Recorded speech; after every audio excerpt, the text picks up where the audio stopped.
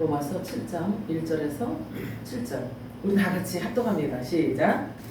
형제들아, 내가 법 아는 자들에게 말하노니 너희는 그 법이 사람이 살 동안 그를 주장하는 줄 알지 못하느냐.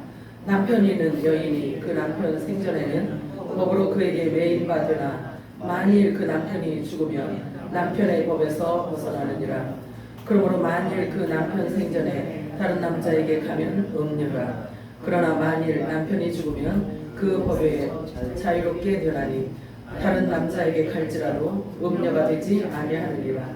그러므로 내 형제들아, 너희는 그리스도의 몸으로 말미암아 율법에 대하여 죽음을 당하였으니 이는 다른 이 곧 죽은 자 가운데서 살아나신 이에게 가서 우리가 하나님을 위하여 열매를 맺게 하려 함이라.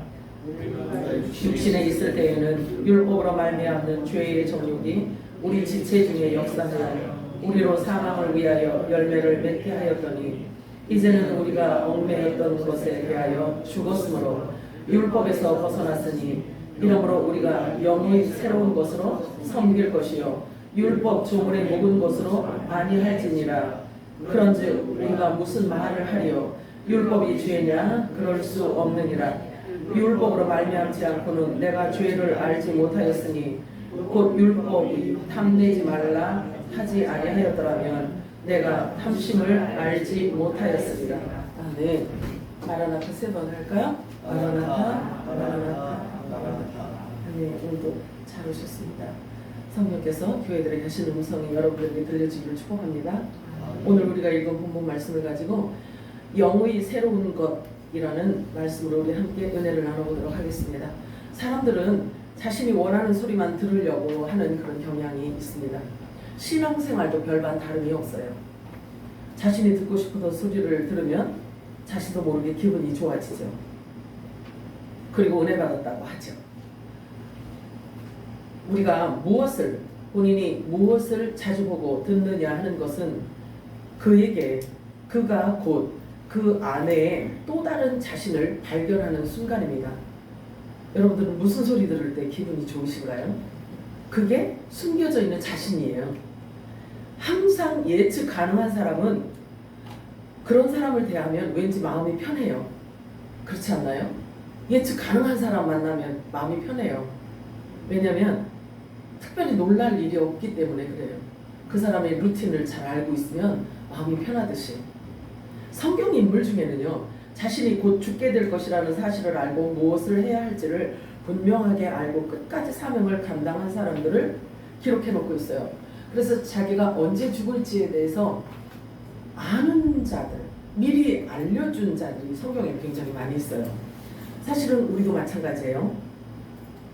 기회는 항상 주어지는 게 아닙니다. 사실은 우리에게 내일이 있다라고 아무도 보장할 수가 없어요.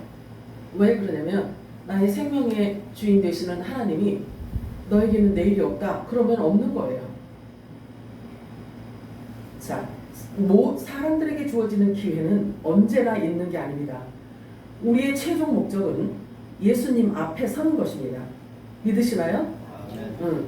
이렇게 생각을 해야, 이런 생각을 자꾸 자각하고 이런 생각을 자꾸 해야, 이게 사실인데 팩트인데요.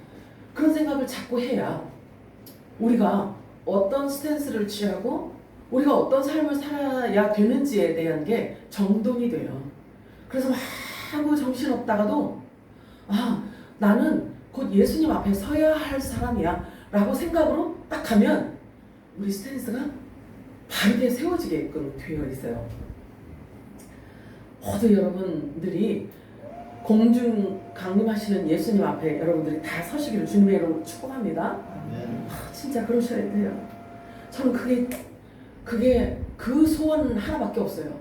그래서 우리 교회 와서 하나님의 말씀을 듣는 자들은 공중에서 모두 예수님을 맞이할 수 있는 그런 예수 신부가 되기를 저는 정말 생명을 걸고 기도하고 있어요. 여러분들 모두 그렇게 주님 앞에 서시기를 축복해요. 자, 우리 각자에게 주어진 시간들이 얼마나 될지는 몰라도 매일 깨어 있어야 되고요. 그래서 구별된 거룩한 삶을 우리가 살아가야 합니다. 천국은 내가 볼 때 좋은 사람, 착한 사람이 가는 곳이 아니에요. 아, 저 사람은 법 없이도 살 사람이야. 저 사람 사는 거 보니까 저 사람은 천국 가거든 아마. 근데 그거는 사람 생각이에요. 주관적인 거예요. 성경은 그렇게 말씀하고 있지 않아요. 성경은 천국 갈 수 있는 어떤 기준이 있어요. 그 기준이 뭐냐면 거듭나야 간다 이렇게 말씀하고 있어요. 진리의 말씀으로 거듭난 자가 가는 곳이 천국이에요. 자, 죽었다가 부활하신 남자, 성경으로 본문은 그래요. 죽었다가 살아나신 남자, 이렇게 다른 남자 이렇게 표현을 합니다. 그분을 우리가 만나야만 진짜 우리의 영적인 신랑이거든요. 그러면 그 신랑을 만나야만 우리가 영생을 얻을 수가 있어요.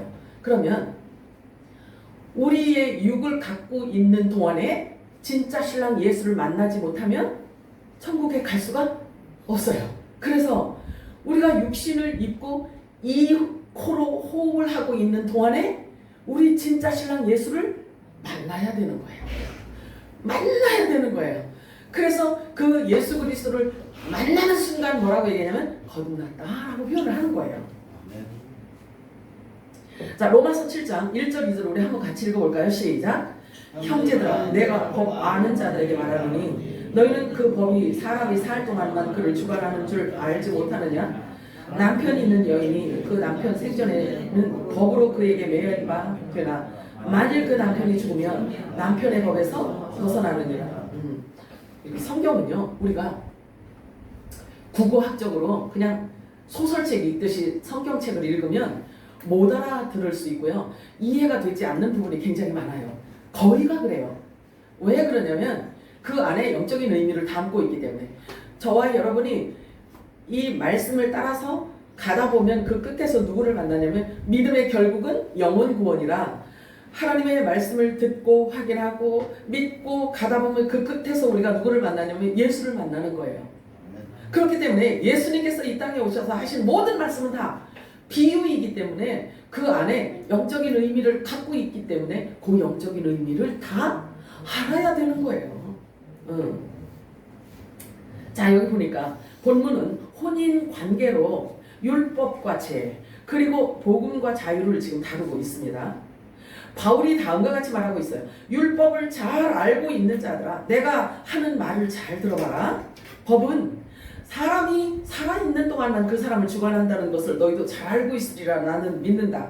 남편 있는 여인이 그 남편 생전에는 법으로 그에게 매인 바가 되나 만일 그 남편이 죽으면 남편의 법에서 벗어나느니라. 이거 어떻게 보면은 우리가 지금 이 물리적인 세상에서 이 세상에서 우리가 살고 있는 어떤 이치와 비슷한 거잖아요.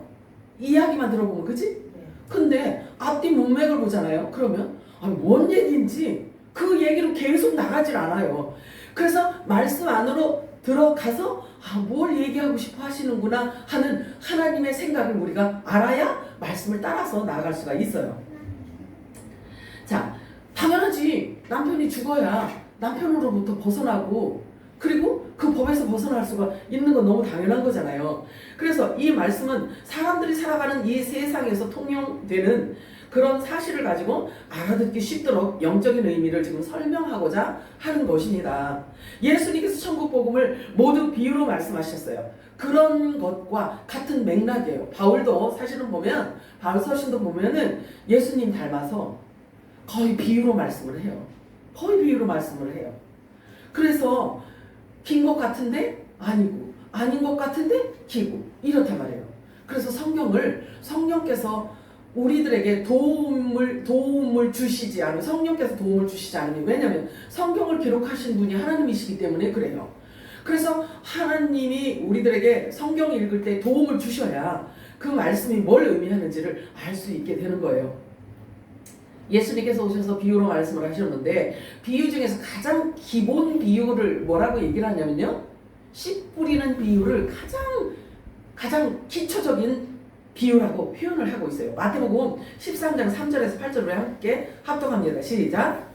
예수께서 소유를 여러 가지를 우리에게 말씀하시되 씨를 뿌리는 자가 뿌리로 나가서 뿌리세 더러는 길가에 흩어짐에 새들이 와서 먹으려고 더러는 흙에 얕은 돌밭에 떨어짐에 흙이 깊지 아니하므로 곧 싹이 나오나 하나 묻은 위에 서서 없어서 말랐고 더러는 가시더기 위에 젖혀 자라서 우리가 나갔고 더러는 좋은 땅에 떨어지매 어떤 것은 100배 어떤 것은 60배 어떤 것은 30배 결실을 하였느니라.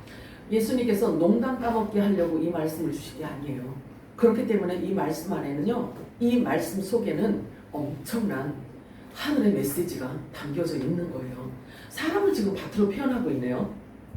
밭이 몇 가지 밭이 여기 있나요?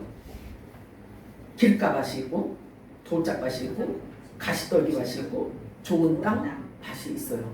그러면 농담으로 4가지 밭, 이 밭을 비유한 게 아니에요. 다 성경에 있는 율법의 말씀을 그 안에 다 담고 그걸 풀어주고 싶으셔서 4가지의 마음밭을 지금 표현하고 있는 것입니다.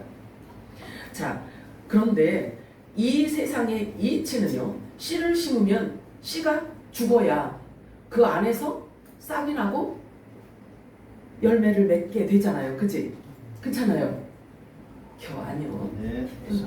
이 세상 이치는 그렇잖아요. 이 세상 이치는 씨를 뿌리면 씨가 죽어야 그 안에서 싹이 나오는 거잖아요. 근데 중요한 게 있어요. 영적인 씨는요, 여기 지금 말씀하고 있는 영적인 씨는 씨가 뿌려지면 이 마음밭으로 뿌려지잖아요. 그러면 어떤 일이, 어떤 현상이 일어나냐면 사람을 죽여요.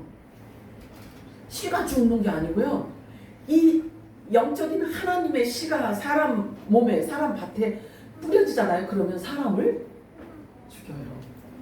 이거 내가 표현하기가 좀 이상한데, 사람을 죽입니다. 그래서 사람의 생각을 부인하게 만들어버려요. 그래서 그 씨는 하나님의 말씀을 얘기하거든요. 그러면 그 말씀이 그 사람을 점령하게 되는 거예요. 그런 사람을 일컬어 거듭난 자요 하나님의 아들이요, 이렇게 표현을 하는 거예요. 그렇다라고 한다면 이 말씀을 갖고 세상 구고학적, 이 사전적인 의미를 갖고 이 말씀을 본다라고 하면 이 속 안에 있는 진짜 보화를 캐내기가 어렵죠. 자, 씨를 뿌리는, 똑같은 씨를 뿌렸단 말이에요. 씨를 뿌리시는 분은 예수님이시거든요. 인자가 씨를 뿌렸어요. 그런데 뿌리는 분은 한 분이에요. 근데 밭은 다 달라요. 그래서 씨를 받는 밭이 어떤 반응을 하느냐 하는 것은 그 사람이 어떠함을 말해주는 장면이란 말이에요. 지금 이 말씀이. 자, 여기에서 자신이 어떤 밭에 속하는지를 여러분들이 스스로 살펴볼 수 있어야 돼요. 하나님 나라의 모든 것들은 보이지 않아요. 지금 보여요, 안 보여요? 하나님 나라의 것들은 안 보이잖아요. 그러면 보이지 않는 하나님의 나라인데 하나님께서 보이도록 말씀해 주신 게 있어요. 그래서 성경을 통해서 우리는요, 신령한 세계를 볼 수가 있게 되는 것입니다. 여러분들 성경 보실 때는요, 하나님 나라 신령한 세계를 보는 마음으로 보셔야 돼요, 여러분들이. 그래서 성경을 볼 때는 여러분들이 기도를 하셔야 되는데, 신령한 세계, 하나님 나라, 내가 갈 그곳, 천국에 대한 것을 나도 볼 수 있게 해주세요. 이렇게 기도하시고 말씀을 보시기 바라요. 자, 그러면 하나님 나라는 우리 눈에 보이지 않지만 비밀리에 감추어져 있기 때문에 허락된 자들이 있는가 하면, 하나님 나라가 보여지는 자들이 있는가 하면 어떤 이들은요, 보아도 보지 못해요. 그래서 구원에 이를 수 없다라고 표현하고 있어요. 그러면 보여지지 않는다는 것은 하나님 나라에 갈 수 없는 사람일 수도 있다는 얘기야. 누가복음 11장 34절에 보면 뭐라고 예수님께서 말씀을 하시냐면요, 내 몸의 등불은 눈이라. 내 눈이 성하면 온 몸이 밝을 것이요, 만일 내 눈이 나쁘면 내 몸도 어두우리라. 우리가 영적인 눈이 밝지 않아서 하나님이 우리들에게 주신 구원의 복음에 대한 메시지가 보여지지 않으면요, 우리 온 몸을 다 어둡게 만든대요. 그래서 성령이 임하시면 제일 먼저 하신 일이 뭔지 아세요? 주의 성령이 내게 임하시면요, 영적인 눈이 막혀 있는 자, 그러니까 눈이 먼 자들을 먼저 가서 눈을 보게 하라, 이렇게 주님께서 명령하셔요.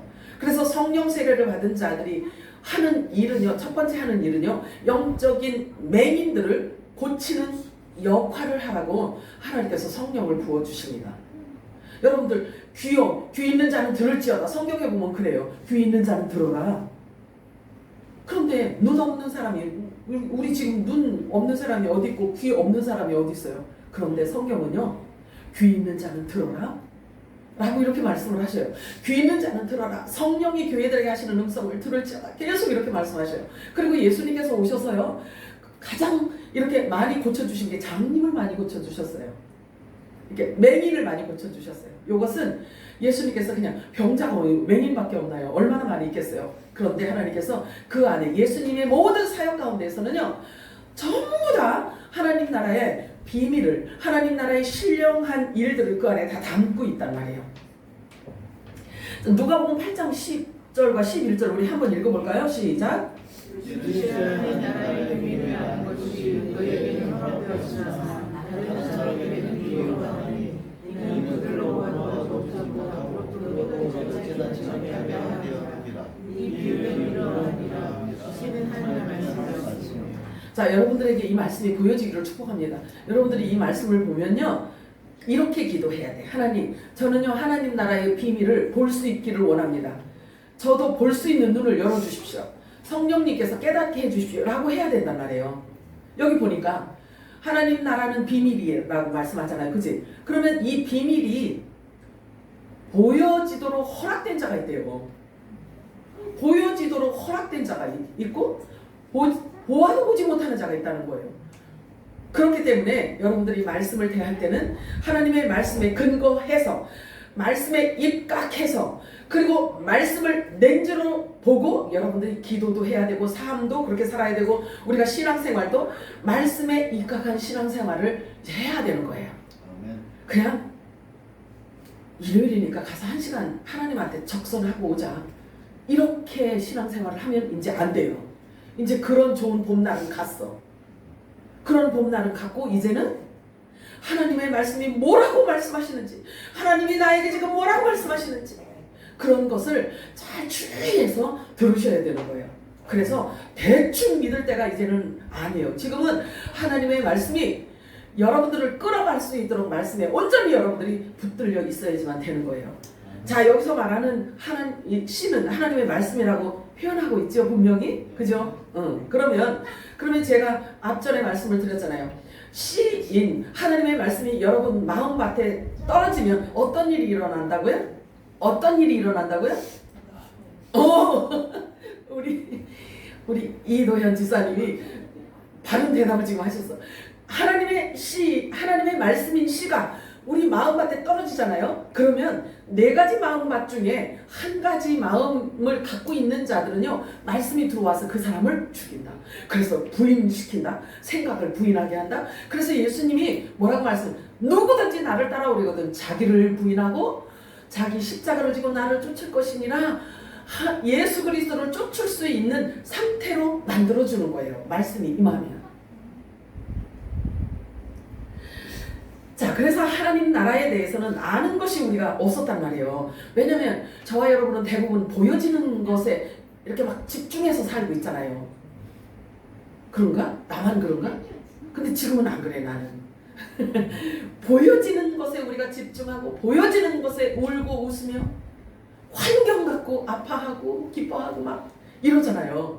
그런데 말씀이 들어와서 내 육의 사람을 부인시켜 놓으면은요, 영원히 변치 않은 영원 세계를 내 안에 담아 놓았기 때문에 어떤 상황에서도요 흔들리지를 않아요.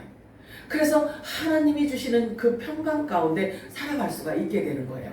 여러분들 그런 얘기를 많이 들어봤잖아요. 저 사람은 저런 환경에서도 어떻게 저렇게 웃을 수가 있지? 저런 환경에서도 어떻게 저렇게 교회 다니면서 룰루랄라 저렇게 할 수가 있지? 이런 얘기 들어보신 적 있잖아요. 그 사람은 왜 그럴까? 이게 뭐가 여기 나사가 하나 풀려서 그럴까요? 그런 게 아니고 하나님이 주시는 세상이 줄 수 없는 평강을 주신 상태이기 때문에 그런 거예요. 근데 그렇다고 그 사람이 생각이 없고 바보여서 웃고 다니는 게 아닌 거예요. 영원히 변하지 않는 하나님의 약속을 받은 자이기 때문에 그 약속이 그 사람을 점령했기 때문에 그런 거예요. 그래서 보여지는 환경을 초월할 수 있는 믿음의 열매를 맺게 되는 것입니다. 그래서 우리는요 반드시 하나님의 말씀을 들어야 돼요. 왜 그러냐면 들어야 믿음이 생기지. 우리는 보여지는 것에 우리의 혼을 거의 뺏기고 살잖아요. 보여지는 것에 나를 거의 맡겨놓고 산단 말이에요. 근데 하나님 나라는 눈에 보이지 않고 손에 잡히는 게 없단 말이에요. 그냥 하나님의 말씀 갖고 믿으래.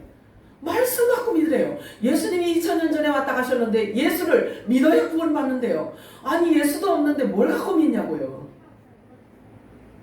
구원은, 믿음은 사람의 감각을 얘기하는 게 아니에요. 사람의 느낌을 얘기하는 게 아니에요.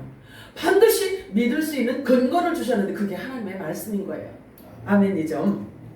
믿음은 들음에서 나고 들음은 그리스도의 말씀으로 말미암기 때문에 우리는 계속해서 하나님 나라의 비밀을, 하나님 나라의 말씀을, 예수 입에서 나온 그 양식을 계속해서 우리는 먹어야 되는 거예요. 그래야 예수화가 될 수 있기 때문에 그래요. 믿지 않는 자들은 믿는 사람들을 보고 이렇게 이야기들을 해요. 쟤는 쟤는 예수를 믿는다는 사람이 왜 저렇게 살아? 왜 저래? 이런 이야기들을 많이 해요. 그런 소리를 많이 들으면 안 되는데 그런 소리를 가끔 들어요. 매스컴에서도 이야기를 하고 그럽니다. 비난하면서. 그런데 저와 여러분은 성령께서 씨가, 하나님의 씨가, 하나님의 말씀이 와서 거듭난 자들에게 나타나는 어떤 특징은 뭐냐면요, 사람을 외모로 보지 않는다는 거예요. 특징이에요. 이렇게 사람을 외모로 보지 않아요. 그 사람이 어떻게 행동해도 보여지는 것 갖고 판단하고 정죄하고 막 비난하고 이렇게 안 해요. 왜 그러냐면 나도 그 과정을 겪었기 때문에 그래요. 그래서 기다려주는 거죠. 왜냐면 하나님의 말씀이 그 사람에게, 그 사람 마음밭에 떨어지잖아요. 그 사람 마음밭에 쏙 떨어지면 그 말씀 자체가 친히 그 사람을 거룩하게 만든다고 말씀을 하셔요. 그래서 하나님의 말씀은 끊임없이 우리는 들어야 되고 그 말씀이 차곡차곡 우리 안에 쌓여져야지만 되는 거예요. 그래야 그 말씀이 우리를 친히, 내가 막 어떻게 하고자 해서 하는 게 아니라 친히 말씀이 우리를 그렇게 만들어 가신다는 거죠. 아멘. 말씀 자체가 하나님이시기 때문에 그런 거예요. 요한복음에 보면은 말씀이 곧 하나님이다 이렇게 말씀하시잖아요.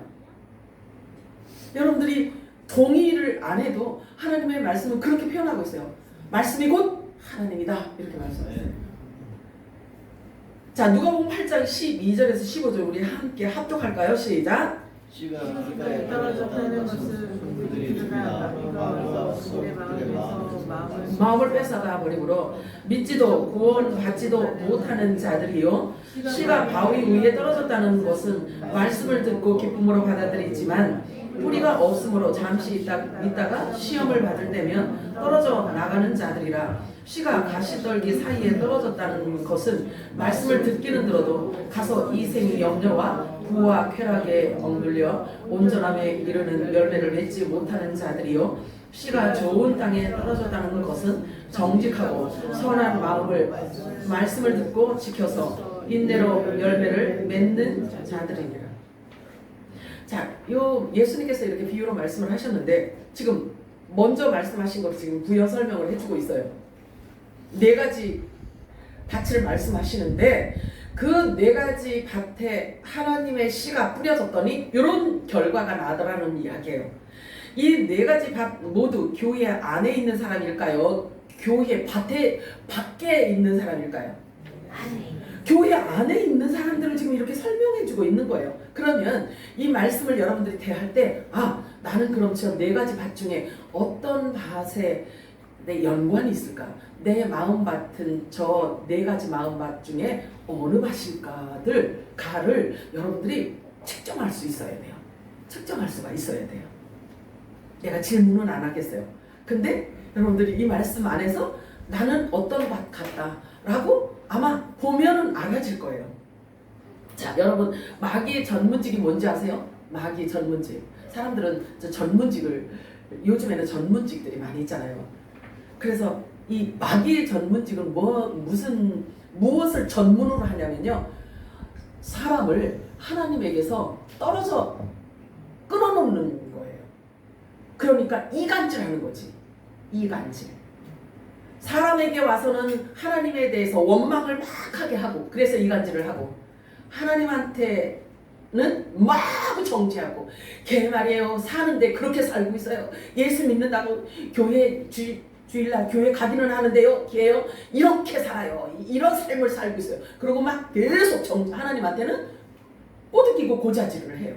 그리고 사람에게는 하나님에 대한 원망을 계속 너 예수를 그렇게 열심히 믿었는데 왜 네가 그렇게 몸이 아프니? 그리고 네 자식이 왜 서울대를 못 가냐? 그렇게 너 맨날 작정기도 하고 막 이렇게 했는데 너 왜 부자 되지 못하냐? 너 왜 벤츠 타지 못하냐? 이렇게 와서요. 그렇게 하나님을 너 그러니까 내가 보니까 너 하나님 잘못 믿는 것 같아. 또는 하나님 믿어도 다 소용없어. 이렇게 하나님과 사람을 끊어놓는 역할을 하는 이게 마귀의 전문.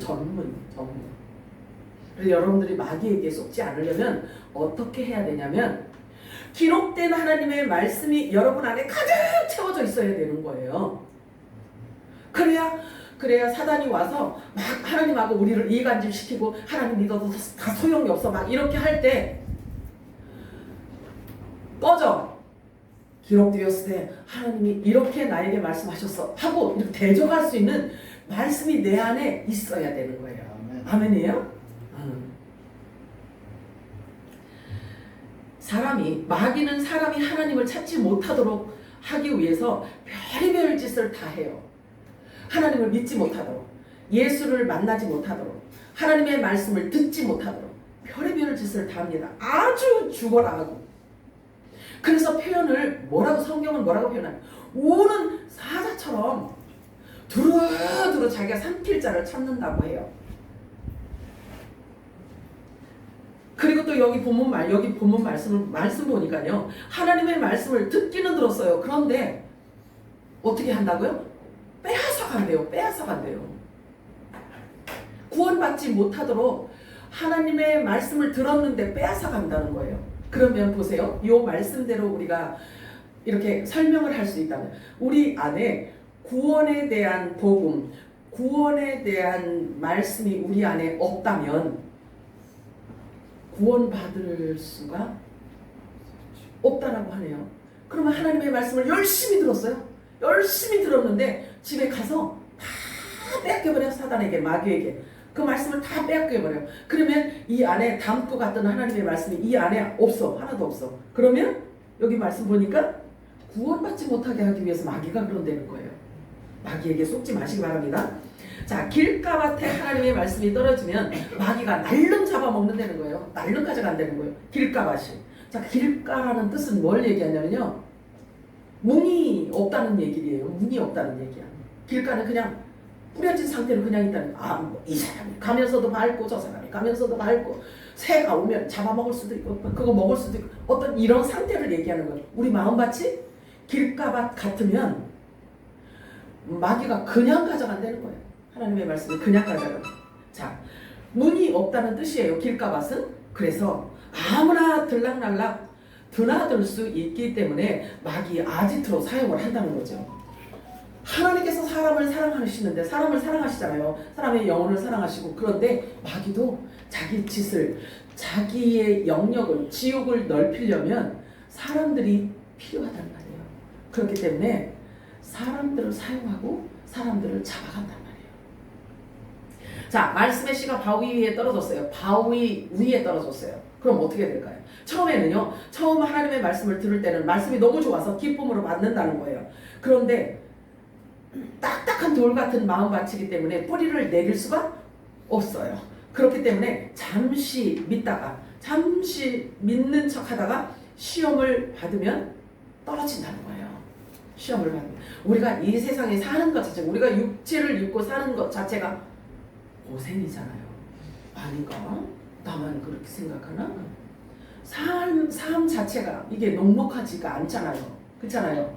그런데 하나님의 말씀하고는 전혀 관계없는 이 환경 때문에 말씀을 내버린다는 거예요. 이게 바위 위에 하나님의 씨가 떨어진 자들의 마음 상태를 얘기하고 있는 거예요. 다시 말해서 교회를 다니는데 왜 일이 술술 풀리지 않느냐는 거죠. 교회 다녀도 아무런 효임이 없구만. 다른 데로 가지 뭐.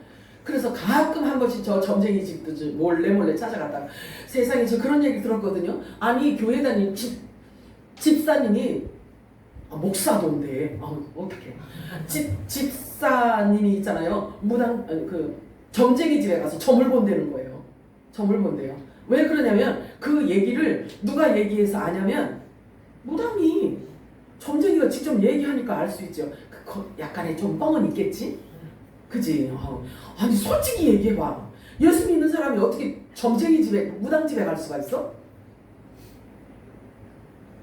그럴 수 있다는 얼굴이네. 큰일 났네.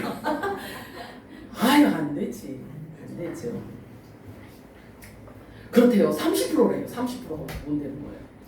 그러니까 그 무당집에 오는 사람 중에서 30%가 교회 다니는 사람이라는 거예요. 말이 안 되지. 이거는 무당이 사기칠 수도 있어.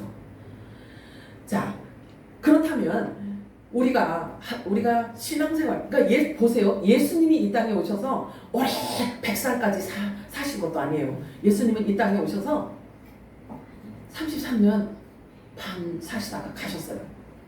근데 여러분들도 알다시피 세례 요한은요 31살에 죽었어요. 그 순교당해서 죽었어요. 그러면 아니 이번에 그 이슈되는 그 뭐지? 이름도 잊어버렸네. 그렇게 젊은 나이에 죽고 젊은 나이에 병들고 막 어떤 사고가 나고 막 이런 일들이 일어나면 사람들이 생각하기를 에? 새벽기도 그렇게 열심히 다녔는데? 그리고 안 좋은 부정적인 생각을 거기다가 자꾸 거기에다가 접목시켜서 이야기를 해요. 근데 하나님의 말씀을 우리가 자세히 여러분들 보시면 알겠지만 성경은 다 죽었어요. 그러면 그런 방법으로 이렇게 편견을 갖고 본다면 예수 믿는 사람은 하나도 병들면 안 되고 하나도 죽으면 안 돼. 그렇잖아요.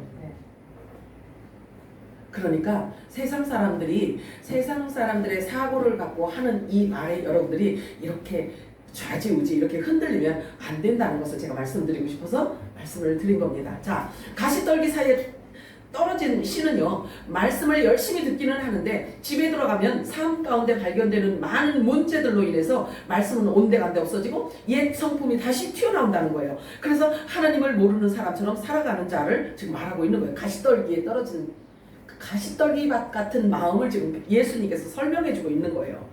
그런데 자, 네 번째 밭이 있어요. 정직하고 선한 마음인 좋은 땅 밭도 있단 말이에요. 근데 이들은 천국 복음을 들을 때 자기가 먹어야 할 음식이라는 것을 알고 있기 때문에 기쁨으로 받아서 차곡차곡 쌓아서 자기를 부인시키고 하나님 말씀에 온전히 붙들린 바 되어서 예수 중심으로 살아가는 의의 열매를 주렁주렁 맺는 사람을 말씀하고 있는 것입니다. 자, 씨가 말씀이라면 열매는 무엇으로 나타날까요? 열매는 무엇으로 나타날까요? 씨가, 성경에 보니까 씨가 하나님의 말씀이라고 그러셨죠. 그치? 네. 그러면 이 씨가 우리 마음밭에 떨어지면 열매를 맺어야 되는데 무슨 열매를 맺느냐는 거죠. 그러니까 말씀이 떨어졌어. 근데 내가 열매를 내가 좋은 밭이야. 그러면 좋은 밭이면 나를 통해서 하나님이 열매를 요구하실 거란 말이에요. 그렇잖아요. 그러면 세상 이치는 열매가 죽으면 죽은 상태에서 거기서 싹이 나고 열매를 거두는데 우리는 영적인 의미로 우리들에게 이렇게 말씀을 하셔서 말씀이 씌어서 우리 마음밭에 쏟아졌는데 어떤 열매를 맺을까? 어떤 열매일 것 같으세요? 이걸 알아야지. 이걸 알아야 하나님이 우리들에게 요구하시는 그 열매를 들을 거 아니겠어요? 그렇지 않아? 무슨 열매를 맺을 것 같아요? 성경에 보면은요 열매가 여러 가지가 있긴 있어요. 근데 기본적으로 성령의 열매, 사랑의 열매, 빛의 열매가 있어요. 근데 요 세 가지 다 하나님의 아들들에게 주시는 메시지예요. 그러면 하나님은 사랑이시라 이렇게 말씀하고 있잖아요. 그치? 네. 그러면 사랑의 아버지로부터 낳은 자이기 때문에 우리가 사랑의 열매를 맺어야 당연한 거잖아요. 네. 그죠? 아닌가? 자, 그러면 성령이 우리 안에 임한 하나님의 성전이래요. 우리 보고. 그러면 성령의 열매는 당연히 맺어야 되잖아요. 그러면 성령의 열매가 뭔지, 사랑의 열매가 뭔지, 또 빛의 열매가 뭔지. 하나님을 빛이라고 말씀하셔요. 예수님을 빛이라고 해요. 하늘의 큰 빛이 이 땅에 오셨다라고 이렇게 표현을 해. 그러면 예수님이 빛이야. 그러면 그 빛에 우리 보고 예수님이 낳은 자들이기 때문에 우리 보고 빛의 아들이라고 한단 말이에요. 그러면 빛의 열매가 뭔지 이걸 알아야 되지 않겠어요? 그러면 이 열매에 대해서 왜 반응들이 뭔 얘기하는 거예요? 이래. 아니 뭔 얘기하는 거지? 열매는 뭔 열매? 자, 그런데 보세요. 사람이 열매를 맺는데 상대에게 드러낼 수 있는 열매. 그럼 사랑의 열매나 성령의 열매나 빛의 열매는 눈에 보이는 것이 아니라 속에서 변화된 것을 말하고 있어요. 그러면 속이 변화되었기 때문에 나타나는 증세가 뭐냐면요, 말이야, 언어야, 언어. 그래서 그 사람이 언어를 보고 사랑의 열매를 맺고 있구나, 성령의 열매를 맺고 있구나, 또 빛의 열매를 맺고 있구나. 그러면 그렇지, 빛의 아들이니 빛의 열매를 맺어야 되고, 성령이 임하여서 거듭난 자가 되었으니 성령의 열매를 맺어야 당연하지. 나도 당연하고 보는 사람도 당연하게 여겨진단 말이에요. 그래서 그 열매를 여러분들이 맺어야 되는데, 숙제를 낼까? 답변을 안 하시는 거 보니까 숙제를 내야 되려나.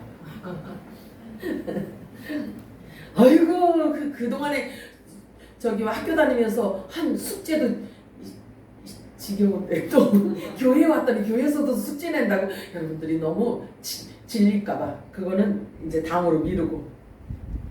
자, 하나님의 말씀을 받았으면, 하나님의 말씀을 받아서 말씀에 내가 붙들린 바 되었다라고 한다면, 가장 먼저 집사람이 집에서 내가 변화되었다는 것이 드러나잖아요. 알아지잖아요. 그치? 네. 숨길 수가 없잖아요. 예수님께서 말씀하시기를 그 사람이 어떤 말을 하든 그 속에 있는 것을 말한다, 이렇게 이야기를 하잖아요. 이렇게 하나님의 말씀을 우리가 열심히 듣고 열심히 우리 마음에 꽉꽉 채워가지고 가잖아요. 그러면 달라져야 돼요. 달라져야 돼. 하나님 닮은 사람으로 닮아져야지만 되는 것입니다. 그래서 성경에 기록된 성령의 열매, 사랑의 열매, 빛의 열매를 맺는 사람이라고 한다면, 나를 아는 사람이 나를 볼 때 언어가 달라졌어, 말이 달라졌어, 이 말이 나와야지만 돼요. 여러분들 모두에게 그렇게 되어지기를 축복합니다. 네. 하나님 말씀을 받을 때는 은혜로 받았는데 내가 변하기는 싫어. 그러면은 안 돼요. 그러면 하나님 보실 때 하나님하고 관계되어 있는 사람으로 보질 않아요. 자, 그래서 내가 맺는 열매는 무엇이며 그 열매는 무엇으로 확인되어지는지를 여러분 스스로도 잘 확증되어지기를 축복합니다. 자, 그래서 그 기준을 사실은 알아야 우리가 돌이키든지 회개를 하든지 애통하며 부르짖든지 할 게 아니겠어요. 제가 미리 말씀드렸어요. 성령의 열매, 사랑의 열매, 빛의 열매. 네, 이 열매를 여러분들이 반드시 맺으셔야지만 되는 겁니다. 아멘. 이게 기준이야, 기준. 예수를 믿고 예수 생명이 주어진 자들에게 나타나는 증세입니다. 특징입니다. 성경에는 잘 나타나 있지 않지만 에덴 동산에는요, 나무가 세 가지 나무가 있어요. 나무가 세 가지가 있어요. 세 부류의 나무가 있는데요, 이 지구 땅에는 어디에도 없어요. 성경 에덴 동산 창세기 1장에만 나와 있어요. 우리 한번 확인해 볼까요? 창세기 2장 8절 9절과 16, 17절 우리 합독하도록 합니다. 시작. 동방 에덴의 동산을 창설하시고 그 지으신 사람을 거기 두십니다. 여호와 하나님이 그 땅에서 무엇이 아름답고 먹기에 좋은 나무가 나게 하시니 동산 가운데에는 생명나무와 선악을 알게 하는 나무도 있더라. 여호와 하나님이 그 사람에게 명하여 이르시되 동산 각종 나무의 열매는 내가 임의로 먹되 선악을 알게 하는 나무의 열매는 먹지 말라. 내가 먹는 날에는 반드시 죽으리라 하시니라. 아멘.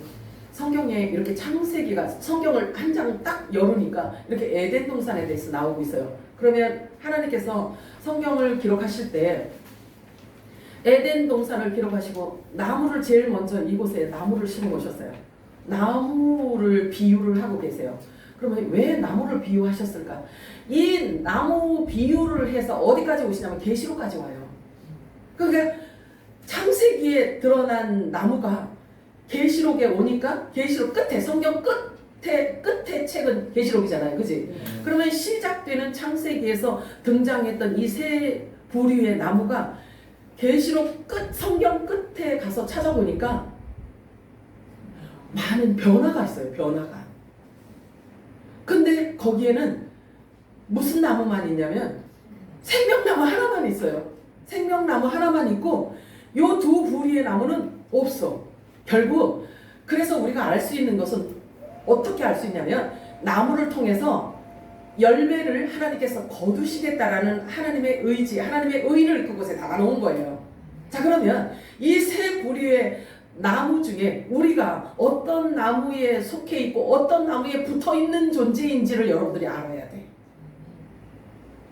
그래야 나를 통해서 하나님이 열매를 거두실 거 아니겠어요? 왜냐하면 저와 여러분 자체가 열매야.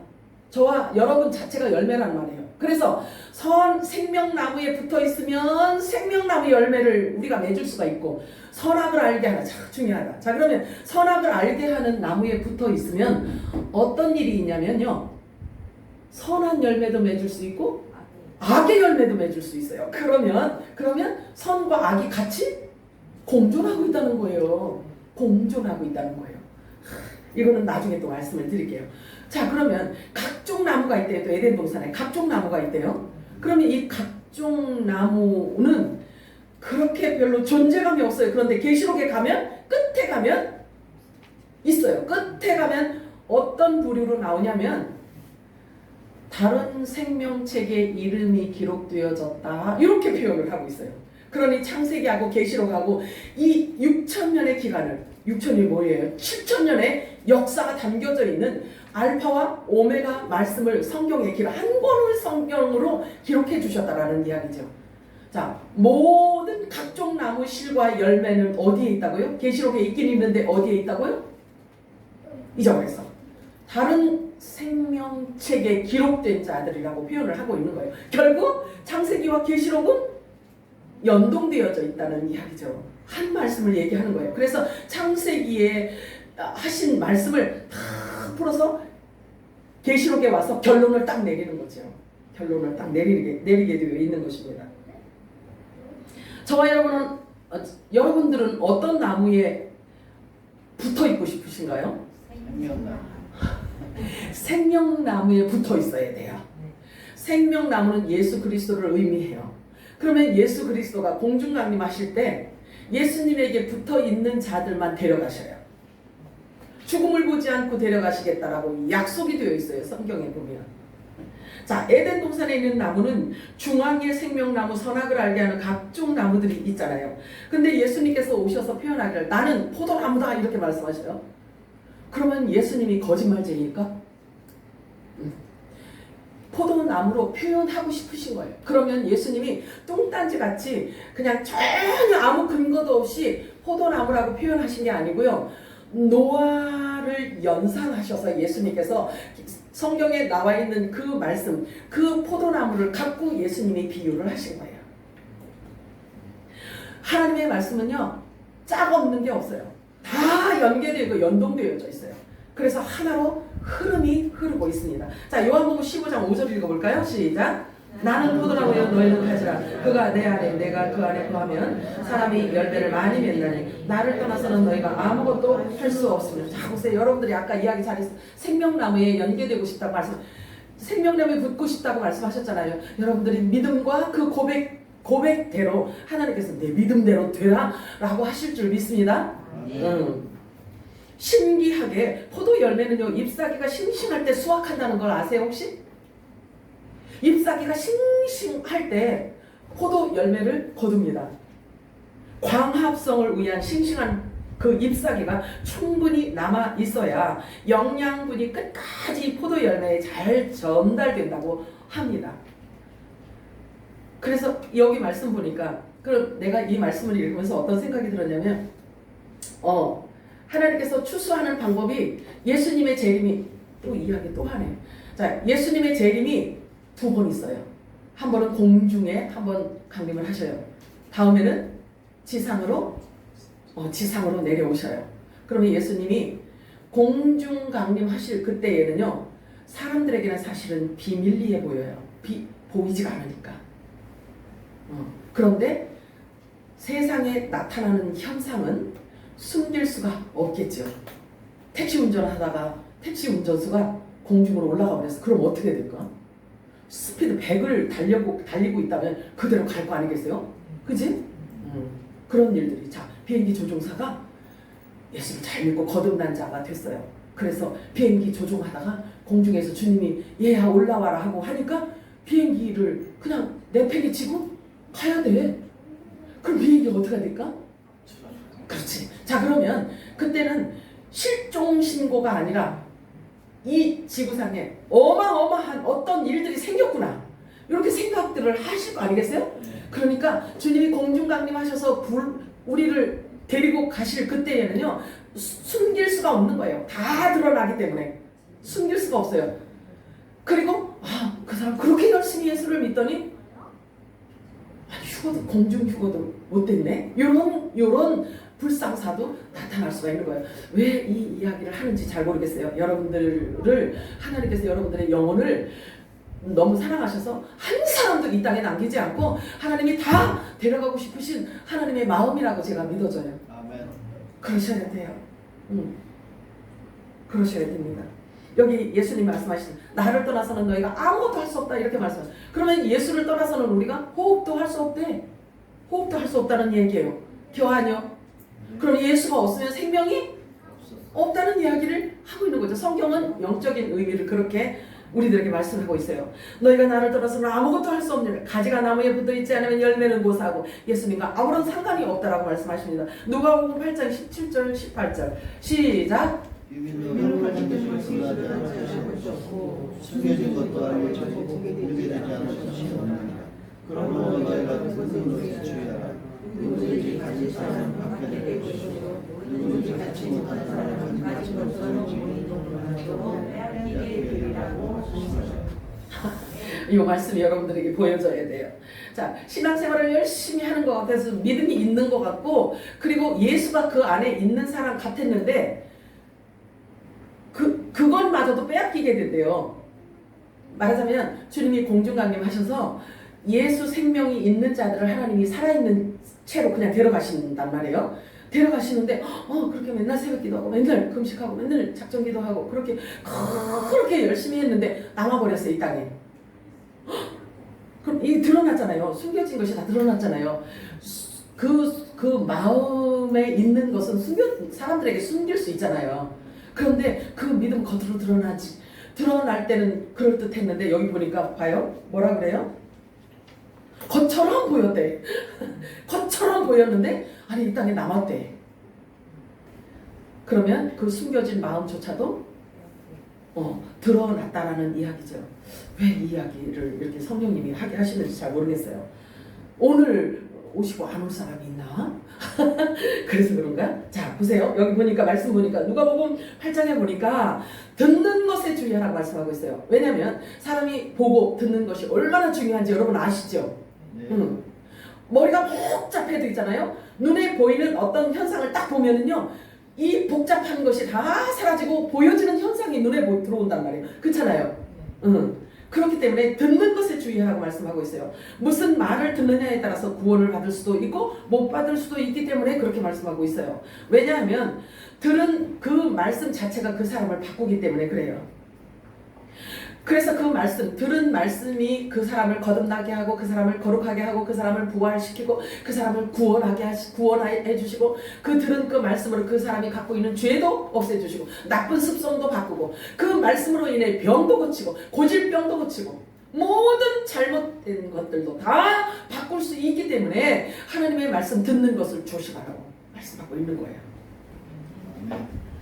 자, 마가복음 4장 33절 34절 읽겠습니다. 시작. 예수께서 우리로 이를 알아볼 수 있는 대로 말씀하시되 우리가 말씀하지 아니하시고 다만 전하시되 그 제자들에게 모든 것을 가르치시되. 자, 지금 우리가 이제 예수님 계실 때로 우리가 2000년 전으로 우리가 이렇게 이제 넘어가 보세요. 이렇게 넘어가서 그런데 예수님 가는 곳마다 사람들이 인산인해로 모였단 말이에요. 그것은 예수님께서 뭐라고 표현하냐면 내가 먹을 걸 주니까 그리고 또 병든 자를 고쳐주니까 막 이러니까 예수님 가는 곳마다 사람들이 인산인해로 모였단 말이에요. 그런데 그 많은 사람들 앞에서는 예수님이 천국에 대한 말씀을 하실 때 다 비유로 말씀을 하셔요. 그러니 그 무리들이 그 이야기를 듣고 알아들을 수가 있겠냐고요. 거의가 못 알아들어요. 거의가 못 알아들어. 한번 생각을 해봐. 비유로 다 얘기를 하니까 못 알아들었어요. 근데 제자들도 알아들었을까? 못 알아들었을까? 제자들도 못 알아들어. 제자들도 못 알아들으니까 예수님이 혼자 조용하게 계실 때 제자들이 와서 선생님 그 왜 그렇게 비유로 말씀하셔요? 그것 좀 저한테 우리들한테 좀 풀어서 좀 얘기 좀 해주세요. 이렇게 이야기를 해요. 그렇기 때문에 예수님께서 하신 모든 말씀은 누군가가 풀어서 이야기를 해줘야 돼.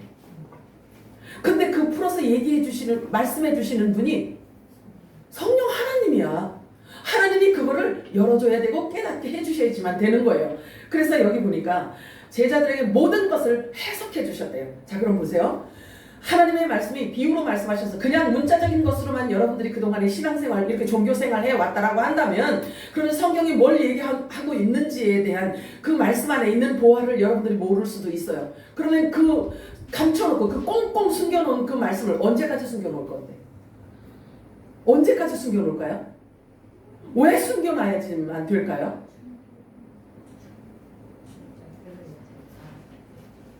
그런데 들어야 할 자가 있잖아요. 그 말씀을 들어야 우리가 부활되고 거룩해지고 또 우리가 또 성결해지고 죄가 사함받고 그래서 구원받고 부활이 돼서 우리 주님 앞에 갈 수가 있지 않겠어요? 자, 그렇기 때문에 부활되어서 갈 자들에게 하나님께서 지금 여시는 때가 지금이에요. 여러분들이 안 믿어줘도 할 수 없어. 성경은 그걸 말씀하고 있어요. 말이 돼. 하나님께서 성령으로 기름 부어주시겠다고 약속을 하셨거든. 말이 돼. 종말의 끝에 예수님 재림 직전에 그때는 내가 성경을 다 열 거야. 내가 나타나 줄 거야. 나를 사랑하는 자에게 내가 나타날 것이며 나를 찾고 찾는 자에게 내가 성경을 통해서 너희들에게 나타나 줄 거야. 이게 약속이 되어 있단 말이에요. 그래서 여러분들이 예수를 사랑한다면 하나님의 말씀을 사랑하셔야 돼요. 사랑하는 마음을 가지고 여러분들이 하나님의 말씀을 읽으셔야지만 돼요. 어떤 정해진 때가 있다라고 성경은 말씀하고 있어요. 내 얘기가 아니라 정해진 때가 있다는 거예요. 그때는 비유 그대로 놔두지 않고 그 비유를 다 내가 열 거야. 내가 다 계시해 줄 거야. 너희들이 그래서 충분히 알아들을 수 있도록 내가 이야기해 줄 거야. 약속이 있단 말이에요. 그러면 우리가 휴거되기 그런 말하자면 공중강림 주님 하시기 전에 그럼 아무도 그거 열어주시지 않으면 올라갈 자가 없잖아요. 그렇잖아요. 하나님이 그러시겠냐고요. 하나님의 아들들, 빛의 아들들, 그리스도의 신부가 있는데 하나님께서 성경을 언제까지 덮어놓으실 건데요. 그래서 여시는 때가 지금이라는 거죠. 자, 보세요. 요한복음 16장 25절 읽어볼까요? 시작. 이런 일은 내가 너희에게 비유로 말하노라. 그때가 오면 그때 더 이상 비유로 말하지 않고 아버지의 하나의 분명히 알려주리라. 아멘이에요? 아버지에 대해서. 아버지는 누굴까요? 성부 하나님이에요. 그럼 성부 하나님을 알면 성부 하나님과 하나 되신 예수 그리스도에 대해서도 가르쳐 주시겠다라는 이야기예요. 물론 자, 아버지와 나는 하나니라. 아버지 품속에 계셨던 독생자 예수님에 대해서도 알려주신다는 뜻이죠. 어떤 경점이 있다는 어떤 때가 하나님이 정해놓은 때. 구약에는 이것을 수수께끼라고 표현하기도 해요. 물론 비유와 수수께끼는 약간의 차이가 있기는 하지만 둘 다 한 번 풀리면 다시는 숨겨지지 않아요. 예수님의 이 말씀은 하나님께서 정해놓으신 어느 시점에 이르게 되면 감춰져 있던 모든 비밀들을 다 드러내시겠다고 말씀하셔요. 그 비밀은 뭘까요? 그 비밀은 영원한 복음을 얘기해요. 영원한 복음을 알게 해서 말하게 하고 듣게 하신다는 거죠. 그래서 영원한 복음은 영원 세계와 같이 연결되어지는 거기 때문에 그래서 비밀이라고 표현을 합니다. 당연히 주님 오시기 전에는 성취될 말씀이에요. 언제? 지금이 바로 그때입니다. 그렇다면 오늘 우리가 읽은 본문 말씀도 그 비유를 풀어서 해석해 주셔야 하지 않을까요? 혼인 관계로 비유하고 있는데 율법과 복음을 지금 이렇게 표현하고 있단 말이에요. 그런데 남편과 아내 이렇게 표현하고 있잖아요. 자, 아담과 하와에게 적용된 법적 근거를 한번 찾아보도록 합니다. 창세기 3장 16절 시작. 내가 네게 임신하는 고통을 크게 더하리니 내가 수고하고 자식을 낳을 것이며 너는 남편을 원하고 남편은 너를 다스릴 것이니라. 요게 그냥 마구 읽어가면 이게 뭔 얘기인지 몰라요. 그런데 하나님의 말씀은 이렇게 선포되어지는 그 순간부터 법적 효력이 바로 시행이 됩니다. 이렇게 하나님께서 말씀하신 때부터 여자는 그만 남자의 법 아래에 지금 눌려 있어요. 묶여 있단 말이에요. 이 말씀이 선포되어지고 나서 그러면 남편의 법이 그 여자를 다스린다는 뜻인 거예요. 그리고 이 첫사람 아담은 하나님께서 말씀하신 너는 흙이다. 그래서 흙으로 돌아갈지니라. 이렇게 말씀하셔요. 창세기 1장에 보면 너는 그러니까 첫사람 아담을 흙으로 지으셨잖아요. 그래서 하나님의 말씀에 불순종했더니 하나님께서 말씀하시기를 너는 흙이니 흙으로 돌아가라. 이렇게 말씀하심과 동시에 사망이 이르는 거죠. 사망이 이르게 된 거예요. 그래서 이 첫사람 아담이 먹을 것은 저주받은 땅에서 나는 밭의 채소로 정해져 있어요. 이것도 내가 왜 말씀드리냐면 첫사람 아담의 후손으로 온 이 사람들이 먹는 양식은요 채소예요. 채소. 근데 저와 여러분이 먹는 양식은 뭐예요? 말씀이라고 해요. 말씀으로. 왜 말씀이어야 되냐면 말씀으로 우리가 다시 태어났기 때문에 그런 거예요. 우리가 처음 태어날 때는 어떻게 태어나나요? 엄마 뱃속에서 태어날 때 응아하고 막 울면서 태어나잖아요. 할렐루야 하고 태어나는 애기들 봤어? 태어나서 막 울잖아요.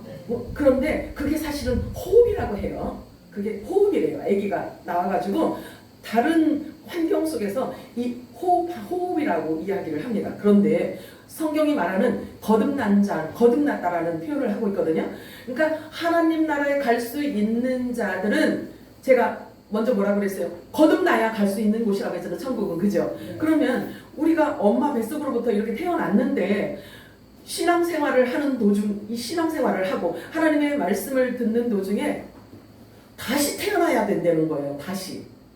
그러면 다시 태어나는 것 보고 거듭남이라고 해요. 그러면 다시 태어나면 또 그때 또 막 우리가 와 하고 울어? 사람이 거듭나. 그러면 또 표시가 나서 좋겠다. 저 사람 거듭났거나 이런 거 하면 좋겠는데 성경은 그렇게 얘기하지 않아요. 하나님의 말씀으로 성령으로 거듭난 자들은요 바람이 임의로 불어서 어디에서 와서 어디로 가는지 모를 정도로 그렇게 거듭난다는 거예요. 그러니 와 하고 울면 표시하겠지만 울질 않으니까 거듭났는지 안 났는지 그 마음이 그 속사람이 다시 태어났는지 태어나지 않았는지 모른단 말이에요. 그리고 어떤 증세로 나타나냐면요 모든 게 다 바뀌는 거예요. 거듭나면 사람이 하나님의 생명으로 거듭나잖아요. 그러면 바뀌는데 어떻게 바뀌냐면요 하나님 관점으로 바뀌어요. 하나님의 시선으로 바뀌어요. 그리고 보여지는 모든 것들을 하나님의 관점으로 보게 된단 말이에요. 여러분들도 거듭난 경험이 있을 거란 말이에요. 그러면 성령으로 거듭나서 내 상태가 어땠는지 여러분들 다시 한번 추억을 해보세요. 그때는 원수도 이쁘고 그냥 저 길거리에 피어난 사람들 눈에 띄지도 않는 그런 자그마한 꽃도 어쩌면 그렇게 예뻐요. 하늘 나는 새도 그렇게 이쁘고 모든 게 다 아름다워요. 너무 아름다운 거예요. 그러니까 관점이 바뀌는 거죠. 보는 눈도 바뀌고 생각도 바뀌고 마음도 바뀌고 모든 게 다 바뀐단 말이에요. 거듭난 자들의 특징이에요. 그거 보고 신의 성품에 이제 참여했다라고 하는 거죠. 그래서 신의 성품에 참여해서 이거 엄청난 이야기인데 신의 성품에 참여한다는 것은 하나님의 신인 성령이 우리 안에 들어와서 나를 그렇게 바꿔가는 거예요. 예수처럼 바꿔가는 거죠. 무엇으로? 말씀으로. 그래서 말씀으로 거듭난 자들이 먹는 양식은 말씀인 거예요. 아멘이죠? 근데 여기 첫사람 아담은 그가 먹을 양식은 채소라고 해요. 다르잖아요. 그지? 달라요. 그러면 우리가 하나님으로부터 다시 태어났다라는 것을 무엇으로 어떻게 증명할 수 있고 어떻게 알 수 있느냐? 준 자와 받은 자만 알아요. 내 속사람이 어떻게 바뀌어가는지, 내 보는 눈이 어떻게 바뀌어가는지를 알게 돼요. 자, 여기는 그냥 넘어갈게요. 자, 로마서 7장 3절 4절 우리 함께 읽도록 합니다. 시작. 그러므로 만일 그 남편 생전에 다른 남자에게 가면 음녀라. 그러나 만일 남편이 죽으면 그 법에서 자유롭게 되나니 다른 남자에게 갈지라도 음녀가 되지 아니하느니라. 그러므로 내 형제들아 너희도 그리스도의 몸으로 말미암아 율법에 대하여 죽임을 당하였으니 이는 다른 이 곧 죽은 자 가운데서 살아나신 이에게 가서 우리가 하나님을 위하여 열매를 맺게 하려 함이라. 여기 굉장히 어려운 이야기인데 제가 자주 말씀을 드리도록 할게요. 자, 여기 아까 첫사람 아담을 돕는 배필은 여자라고 해요. 이름도 없어. 창세기 보면 그냥 여자라고 해요. 여자. 그 여자가 첫사람 아담의 그 남편 되는 사람의 법에 아까 붙들렸다고 내가 말씀드렸잖아요. 그건 첫 언약 율법을 얘기하는 거예요. 첫 언약 율법에 붙들려 있는 자를 지금 바울이 이렇게 지금 설명을 하고 있는 거죠. 자, 그러면 첫 남편이 죽어야 그 법으로부터 내가 자유를 얻을 수 있는데 그 첫 남편이 누구야? 율법이야. 말씀이야. 그러면 첫 남편이 죽어야 내가 새 남편을 찾아서 갈 수 있단 말이에요. 근데 이 본래 옛날 남편하고 계속 살다 보면 새 남편으로 갈 수가 없어요. 가면 음녀이기 때문에. 그래서 지금 표현이 성경이 지금 성경 표현 바울이 표현한 대로 지금 얘기를 하는 거예요. 그러면 율법과 죄, 복음과 자유, 요것을 지금 어떤 남편과 아내 이런 것들로 이렇게 지금 표현하고 있잖아요. 율법과 복음을. 그래서 우리 알아듣기 쉽게 하려고 하는 건지 아니면 이 안에 숨기려고 하는 건지 잘 모르겠어. 근데 이게 지금 열려졌잖아요.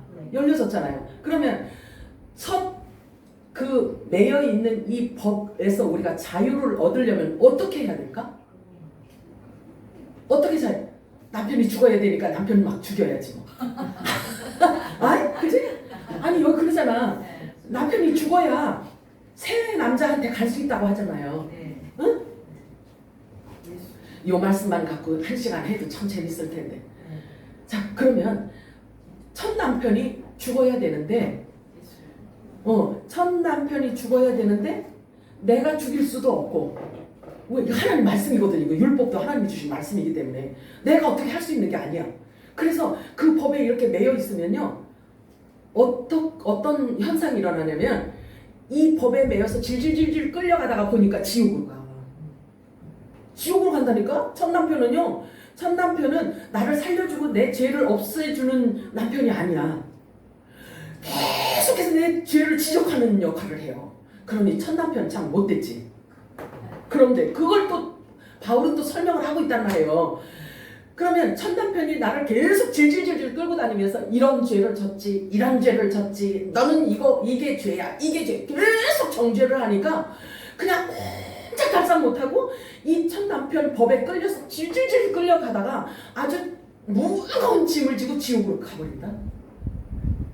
그런데 이 첫 남편이 죽어야 다른 남자에게 간대. 여기 뭐라 그랬어? 다른 남자라고 했잖아 여기에. 네.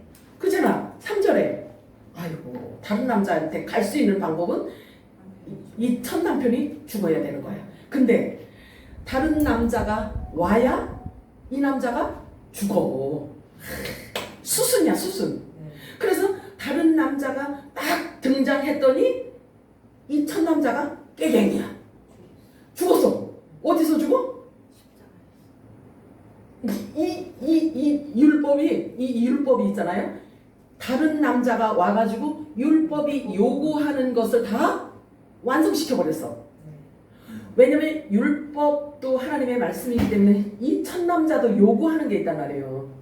이 첫 남자도 요구하는 게 있는데 그게 뭐냐면 거룩이야. 거룩을 요구해요. 거룩을 요구하는데 사람에게는 거룩이 있어 없어? 그러니까 평생 정죄하고 지옥으로 끌고 가는 거죠. 대신 이 첫 남편은요, 뭘 알게 하냐면 죄를 알게 해. 너 이런 죄 졌지? 나 이런 죄 졌지? 그러니까 첫 남편은 죄에 대한 것을 계속 가르쳐줘요. 그러니 그 죄가 해결받지 않으면 천국에 갈 수 있어 없어? 그래서 다른 남자가 왔어. 그래서 다른 남자가 와가지고 그 첫 남편에게 질질질질 끌려가서 지옥으로 갈 수밖에 없는 그 여자를 건져줘. 그 율법이 요구하는 것을 다 해결을 해줘요. 무엇으로 해결하냐면 예수님도 육신을 입고 있기 때문에 예수님도 육신을 입고 오셨잖아요. 그치? 그러니 그 육신을 입고 어떻게 하나님의 말씀을 완벽하게 순종할 수 있냐고. 사람은 할 수가 없단 말이에요. 육신 입은 것 자체를 일컬어 흠이라고 하거든요. 허물이라고 하거든요. 그래서 예수님께서 어떻게 그걸 해결하셨냐면 사람이 할 수 없는 것을 하나님은 하셨는데 어떤 방법으로 하셨냐면 십자가에서 죽으셨어. 십자가에서 죽으셔서 이육을 벗으셨어요. 그래서 십자가에 죽으신 그 예수를 믿으면 그 다른 신랑이신 예수를 우리가 만날 수가 있는 거예요. 그래서 율법이 우리의 죄를 계속 정죄하는 그 율법이 완성되었다라고 이렇게 말씀을 하시는 거예요. 그래서 구원받는 길은 예수 믿는 길밖에 없어. 그래서 내가 곧 길이요 진리요 생명이라고 말씀을 하시는 겁니다. 아멘이죠?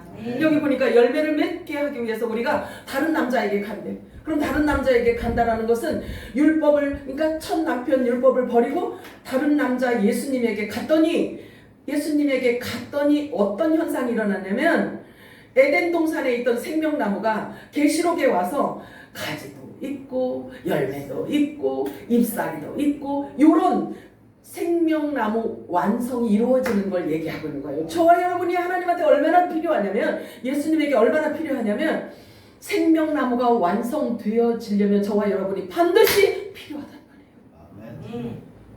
그래서 우리를 신부로 이렇게 만들어가고 계신다는 사실이에요. 지금 로마서 8장 3절 읽어볼까요? 시작.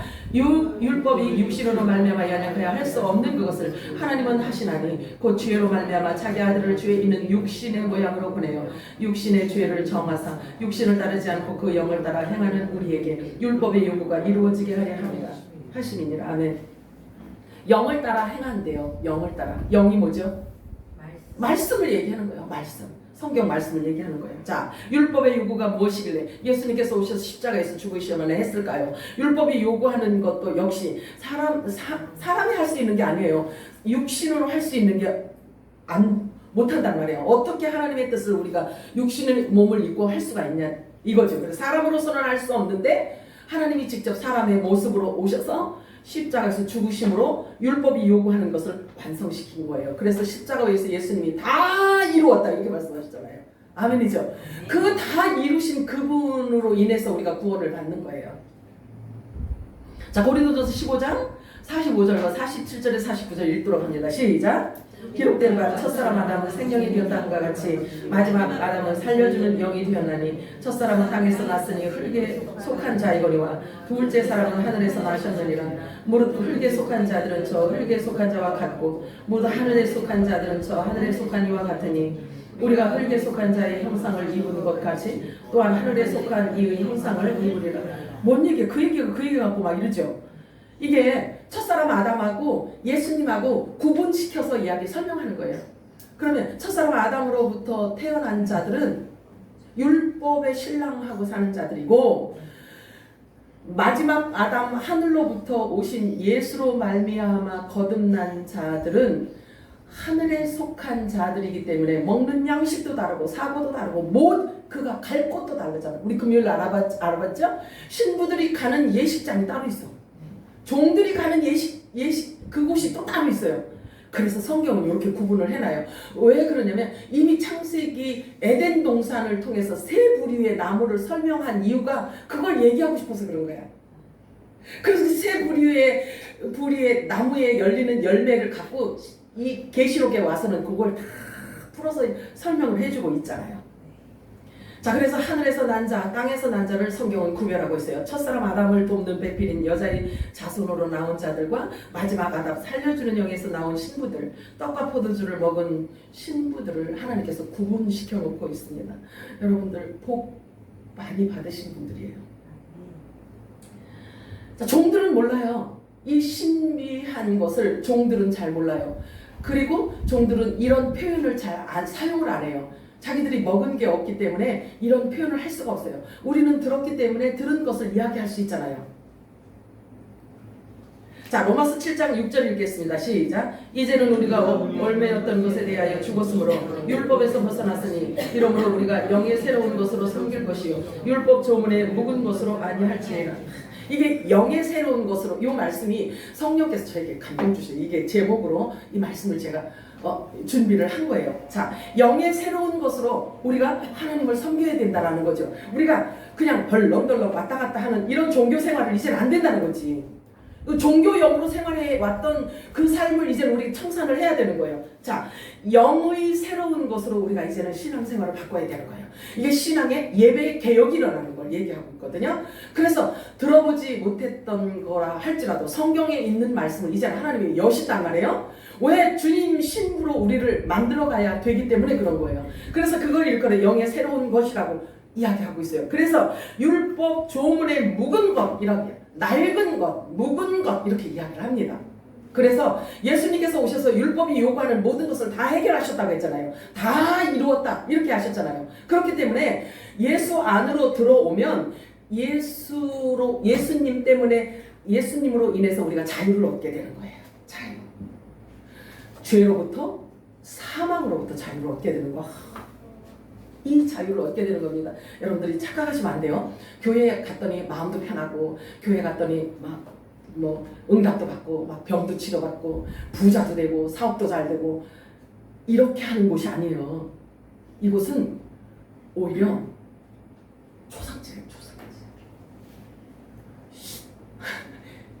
하나님의 씨가 뿌려지잖아요. 그러면 육의 모든 사고가 다 부인되어지기 때문에 그래요. 그래서 하나님의 생각으로 바꾸기 때문에 그렇습니다. 물론 그렇다고 예수 믿는 사람들이 다 길바닥에 나앉으라고 하나님이 그렇게 하시는 게 아닌 거예요. 예수님이 뭐라고 말씀하셨어요? 공중나는 새를 보라. 그들이 창고에 걷어들여서 그들이 먹고 사느냐? 너희들이 참새만 못하냐? 너희들이 공중에 나는 새만 못하냐? 이렇게 말씀하셔요. 우리 하나님께서 우리들을 얼마나 사랑하시는지. 그래서 우리가 생각하는 것이나 구하는 것 위에 넘치게 하나님께 주신다는 거죠. 믿음의 그릇을 여러분들이 준비하시면 주는 거예요. 근데 예수님께서 말씀하시기를 이 땅에 부자가 천국 가는 것이 낙타가 바늘기로 들어가는 것보다 더 어렵다고 이런 표현도 예수님 말씀하시거든요. 그러면 무엇을 얘기하냐면 중심을 보시는 거죠. 돈이 많아서 하나님 도움도 필요 없고 하나님의 은혜도 필요 없고 그래서 나는 자선 사업만 열심히 하고 교회 가서는 VIP 내전만 받고 이런 것들을 예수님은 말씀을 하고 계시는 거예요. 그러나 거듭난 자가 돈이 많으면 선한 사업에 힘을 쓸까 안 쓸까? 당연히 쓰죠. 그러니까 거듭났느냐 거듭나지 않았느냐의 차이가 엄청난 거죠. 자, 로마서 8장 16절 17절 읽어볼까요? 시작.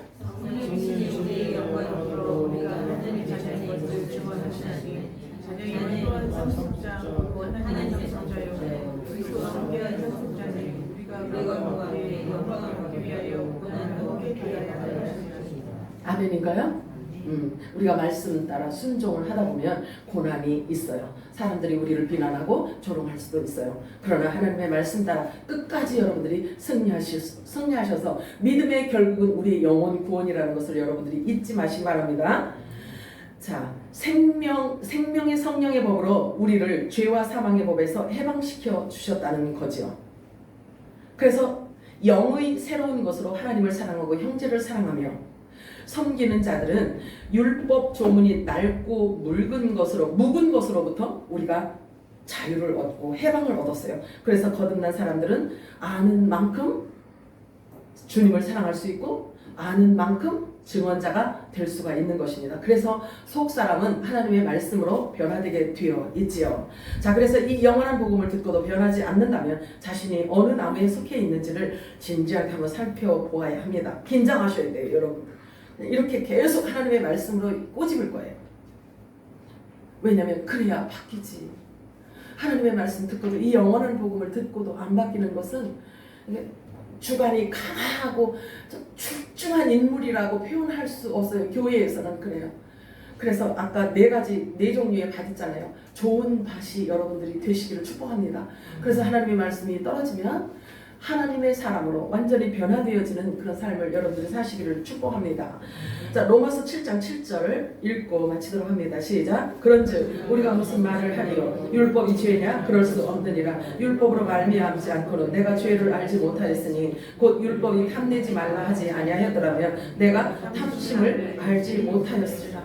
탐심은 우상숭배라고 하거든요. 하나님은 우상숭배를 가장 싫어하거든요. 그런데 우상숭배가 그냥 저 산에 가면 산신령, 들에 가면 들신령, 막 용왕신령 막 이렇게 이 우상이 아니라 하나님보다 더 사랑하는 것 우리가 품고 있으면 그게 우상이라는 거예요. 하나님은 우상숭배를 가장 싫어하신단 말이에요. 천국은 착한 사람이 가는 게 아니에요. 거듭난 자가 갑니다. 예수님의 피로 덮여진 자가 갑니다. 사람이 처음 태어날 때는 힘차게 울었지만 하나님의 말씀으로 거듭난 자는 생각이 하나님 생각으로 바뀌게 되어 있어요. 여러분들의 모든 관점이, 여러분들이 바라보는 모든 시선이 예수의 눈, 예수님의 관점이 되시기를 주님의 이름으로 축복합니다. 사랑하는 주님 고맙고 감사합니다. 오늘도 하나님께서 우리